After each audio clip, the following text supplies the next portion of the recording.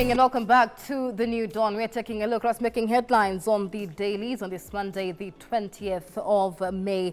And in studio with us as we delve into some of the top stories is political analyst Willie Kamau, as well as Kimani Mwangi, who is a political analyst as well. Gentlemen, good morning and many thanks for being with us. You also have with us by way of phone Jubilee Secretary General Jeremiah Kioni. We'll be talking to him about some of the top stories making headlines, especially developments with regard to the outcome of that Limuru 3 meeting over the weekend. But let's begin with a look at the Daily Nation. And the top story there is that Ruto begins his U.S. state visit.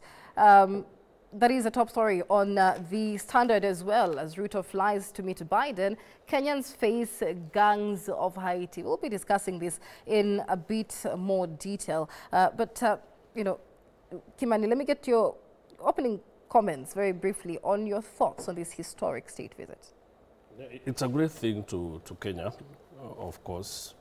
The last time we had a Kenyan president visit the U.S. was in 2003 in a state visit. That was Moi Kibaki. And that is why President Ruto said that he would be the first one in Africa in a gap of 20 years to visit, to have a state visit to the U.S. So we expect, like he's visited other nations, and what we've seen him come back home with is a lot of goodies, treaties signed, business pacts, pacts that would help Kenya manage its the climate change. So it is very beneficial to Kenya. We expect him also to meet the business community in the U.S. and offer to them investment opportunities available in Kenya. So it's a very good thing happening for Kenya. All right, and we'll be speaking later about the political implications, because you know the deputy president does essentially take charge in the absence of the president. But Kamau, your thoughts on this state visit coming at a time when political temperatures in the country are rising? I think it's good for the president to go and meet with IMF and World Bank face to face, because as far as Kenyans are concerned, it seems they're the people who are running this country on matters monetary policies. It is also good to go and meet the business community there, because one of our biggest remittances of foreign currency comes from the US. And of course, the people there would want to meet with the president of Kenya, with their president, that is their president, in regards to, you know, the way forward, how safe is their money, because that's one of the major concerns with the people out there. It is also good for the nation, because we are looking at a season where we need so much, you know, business opportunities and investments coming from someone who has been there, done it. We would like to see the president come home with some nice goodies for the people. Moving forward, we want to see, you know, what does he bring home with? Those are the things we want to see as a nation. And also, I would want to personally see him address the issue of Haiti. With the guys up there, because they're the guys who are really pushing the president of Kenya, or rather the nation of Kenya, to send our police forces there. We would like to hear that, you know, firsthand from those guys.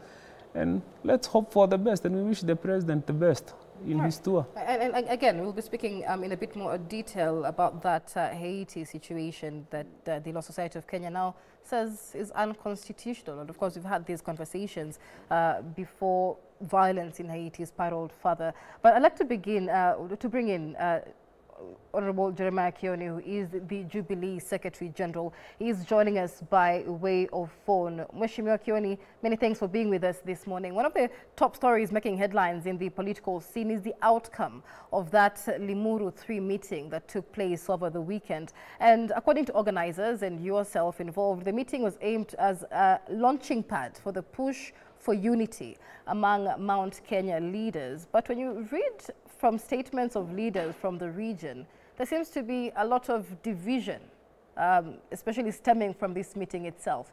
What do you think the impact of this meeting has been so far? Again, thank you for having me, but let me just comment briefly on what the other gentlemen have talked about this visit by William Ruto to the U.S. It's true, the last time we had a state visit was when Kibaki went back in the year 2000, I think. And he went and came back, and when he came back, he quickly turned his back towards the west and went and headed east.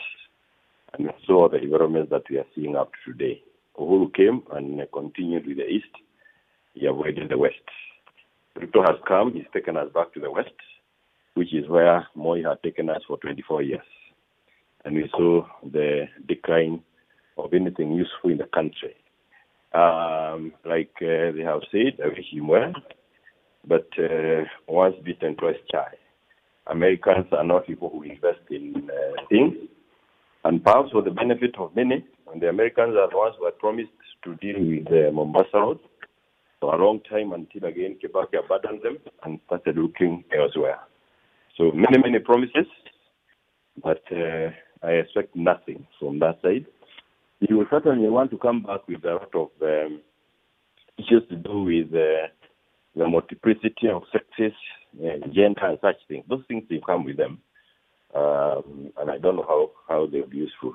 Secondly, IMF and World Bank, the difficulty that we are seeing in the country is because they have gotten a floor on the 7th floor, I think, of Treasury Building. And for as long as we continue allowing them to make budgets for us, Kenyans will continue suffering. Fast forward to Limuru 3, we had many things we wanted to achieve, maybe not too many, but one of them was first and foremost, we needed a bearing, and we haven't been able to meet ourselves, and especially those people who are not in government, or who are not in playing any role in this regime. So you remember we had many meetings with Andazio, demonstrations, and the rest. People were complaining.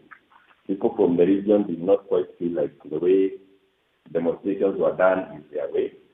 So, many reasons. It's not just a question of uniting the region. And again, one meeting cannot unite the region. We also wanted, the main thing we wanted was a pushback. We wanted to know, that the people of the region to know that, yes, you can push back on this regime. If you do not push back, they will continue occasioning pain on us, as it is the case today. So we who are involved in it and people across the country, forget about those of us who are looking for leadership positions. I have been out Kidogo yesterday. I went to Thika, and it's all hallelujah. When is the next one? I can tell you we are scheduling a next one, maybe in another month, less than a month. We should be somewhere either Nyeri or Nakuru. Right, but you know, there's been a lot of backlash to the effect, the fact that you, among others within the opposition from the Mount Kenya, are spreading regional politics, ethnic politics at a time when the country should be focused on development.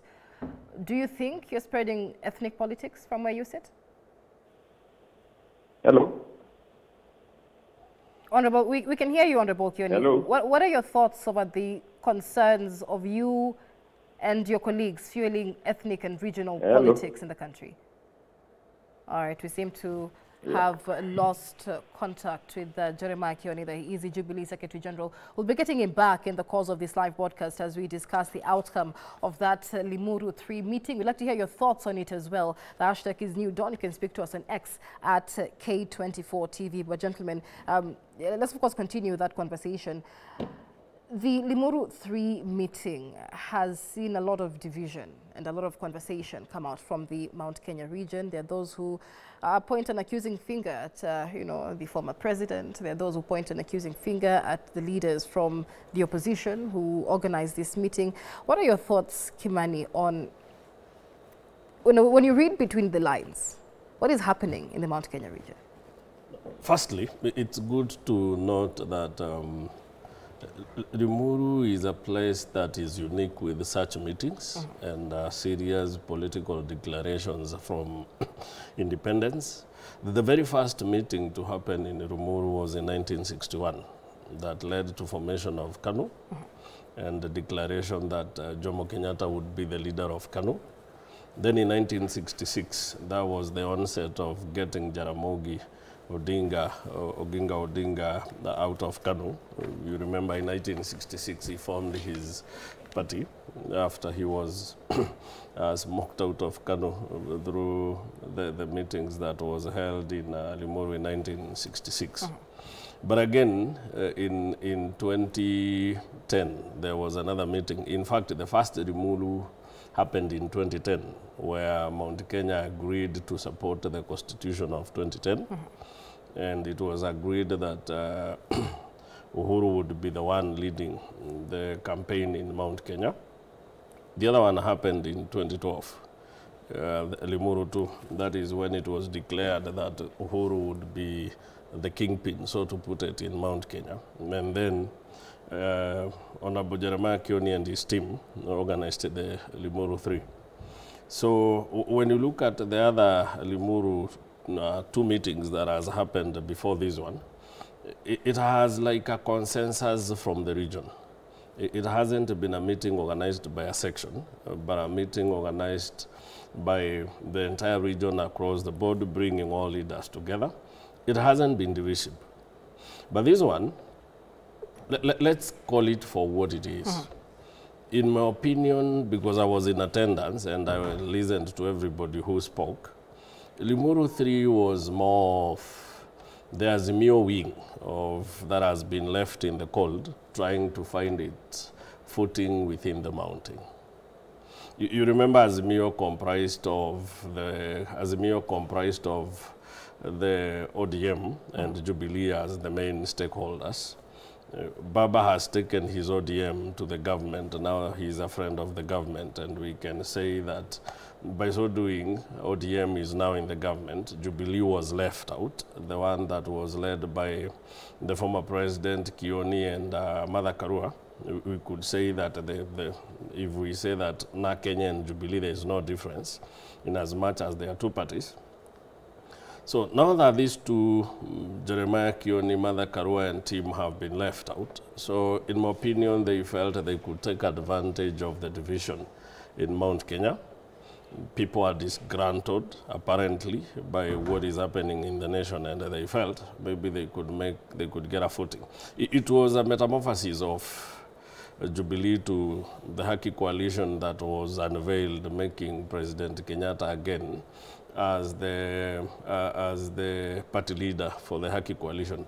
Again, remember, it is also an attempt of President Kenyatta refusing to hand over the succession of the kingpinship of the mountain to whoever it should go to, which he should have done in 2022, by the way. You know, that is when we should have another meeting to declare who takes the baston from Uhuru to lead the Mount Kenya region. So basically, and the reason you find even those who commented, much of the comments was complaints against the government. It wasn't per se about bringing leaders together, trying to forge a way forward for the region as one. It was leaders blaming the government. It was an anti-Ruto movement, so to put it. Kamau, and like Kimani says, Limuru has been a landmark in Kenya's political history, pretty much since independence. What historical significance, in your view, comes out of this Limuru 3 meeting? Because while these resolutions in Limuru have essentially carried the day historically, we also shown us that there's consequences to our choices. And so when you look at the setup of this meeting, we had leaders from Meru missing, leaders from Embu missing, leaders from several parts of Mount Kenya. What did that say to you?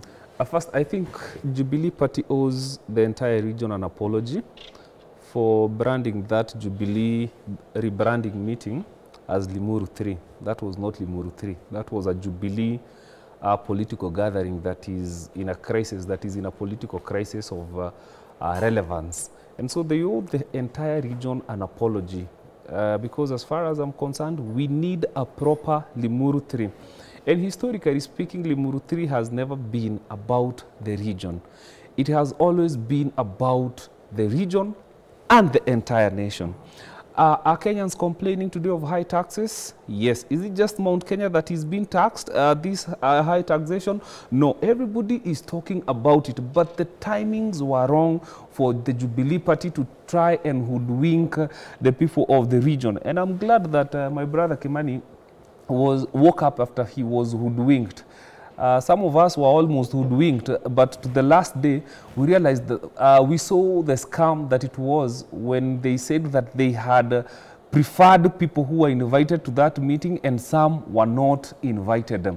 Jubilee, or rather, Limuru 3 historically means that all people across board in Mount Kenya put their differences aside and come together in agreement.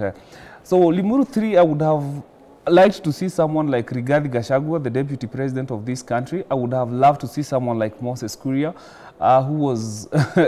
whom they went to the media and say you're not invited, that he was inviting himself. And that's when I asked myself, do I have a formal letter from, Jubilee Party to attend that meeting from them? Number two, who is it? There's a mistake that happened with the meeting, that they embraced a presidential candidate ahead of 2027. That is Kalonzo Musyoka. Is that my stand as a person from the region? No. Is that the stand of many people from the region? No. That is Jubilee stand. What happens if someone like Babaman is on the ballot? Definitely I will not vote for Kalonzo personally, okay?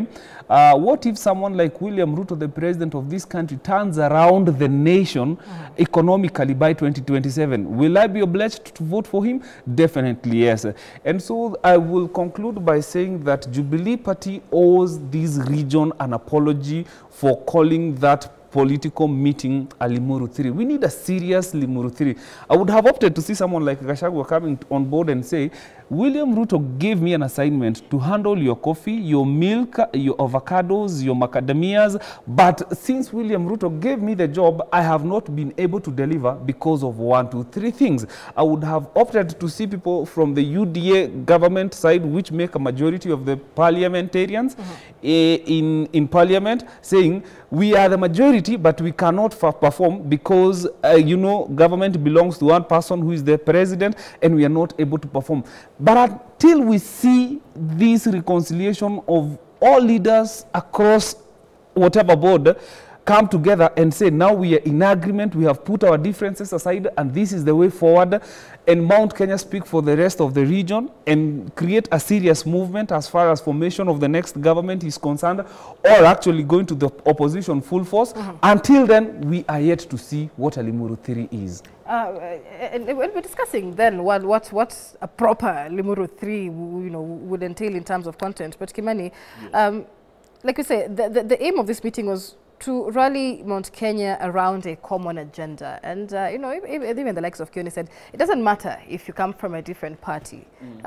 This is for the good of our region. And that was essentially the rallying call for this meeting. And so we had conversations on the one man, one shilling. It seems to be one of the issues that cuts across the divide, the political divide. But did this meeting for you succeed in uniting Mount Kenya around a common region? Firstly, the meeting was not about uniting Mount Kenya, so it can't even succeed in a goal it never had in the first place. Because as I've put it, and the meeting was about leaders who felt there was a gap that they could occupy, a political gap. But the people, in as much as people are supposed to be in the Kenya Kwanza government, and the people are complaining about the state of affairs of the economy. So these are leaders who felt that they could take advantage of the people's disgruntlement and see whether they can form a coalition of relevance that maybe could take over in 2027. Purely that is what the meeting was about. Look at it. You form a coalition, then you bring on board a president who is supposedly retired. You bring him back to politics and make him the party leader of a coalition that you formed. You even go on to suggest who the presidential candidate should be, who is not even from Mount Kenya, so to put it, in as much as the A in Gema is, there is efforts to make A in Gema the Akamba and replace the association. You remember initially it was meant to be G for Gikuyu, Embu, Meru and the Akamba. So whatever was happening there wasn't about the communities in Mount Kenya. It was about those leaders who feel that there is a gap they can occupy and be the ones shaping the narrative, political narrative of the region in 2027. It was purely that.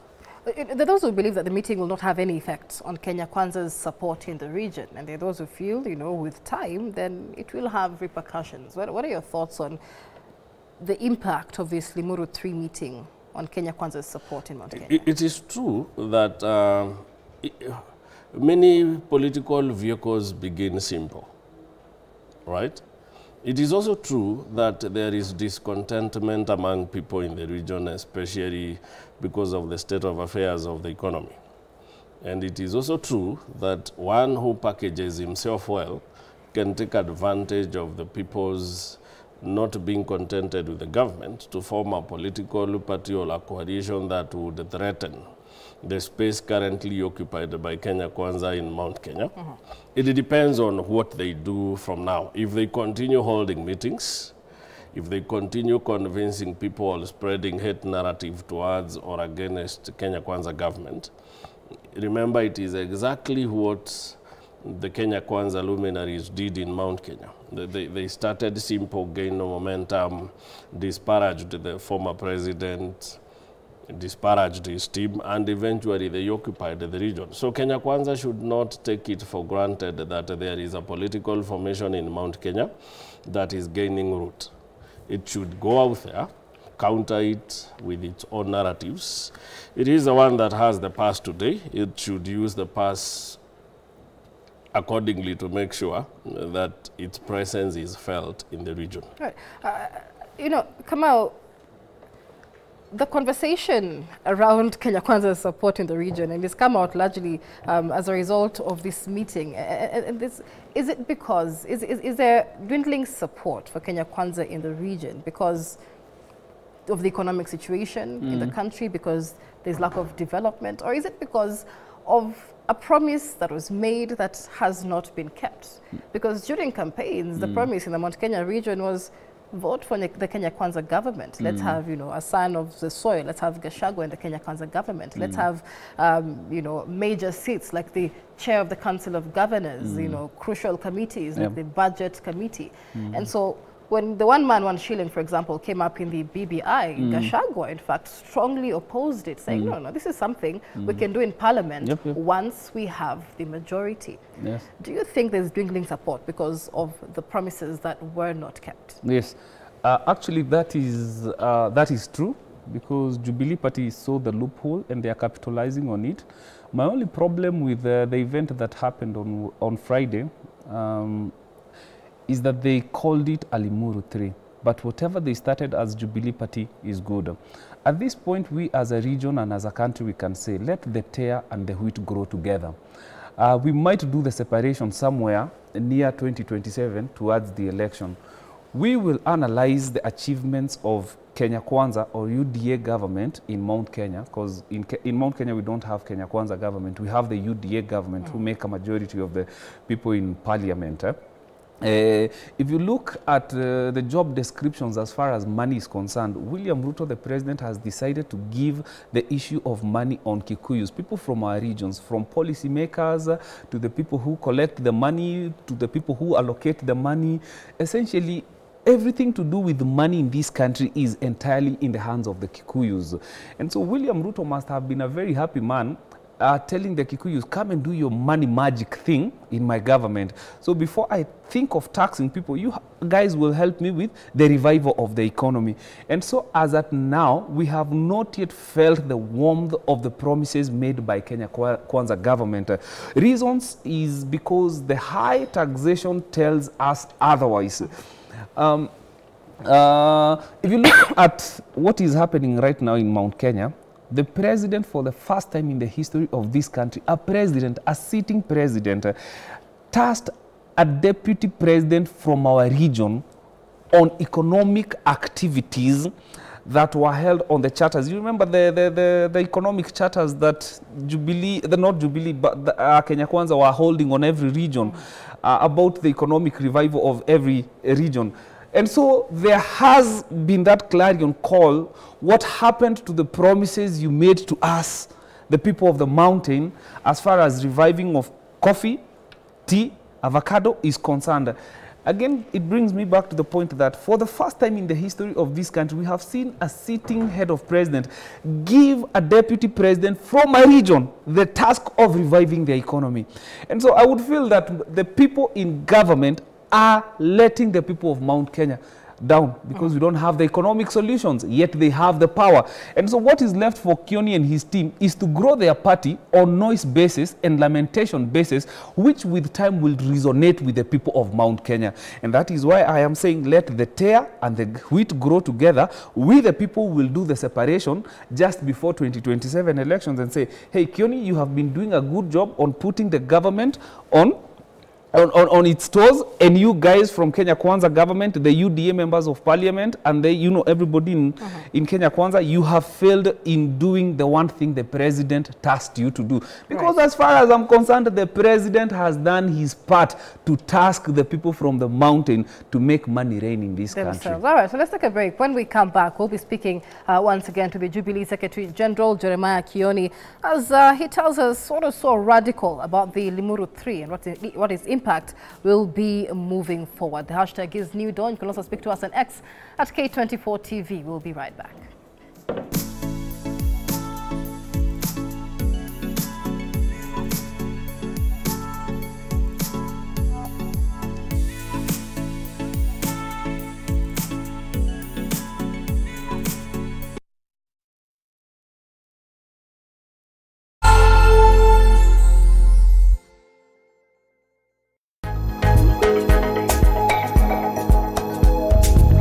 Everybody has got to learn how to put in some effort and some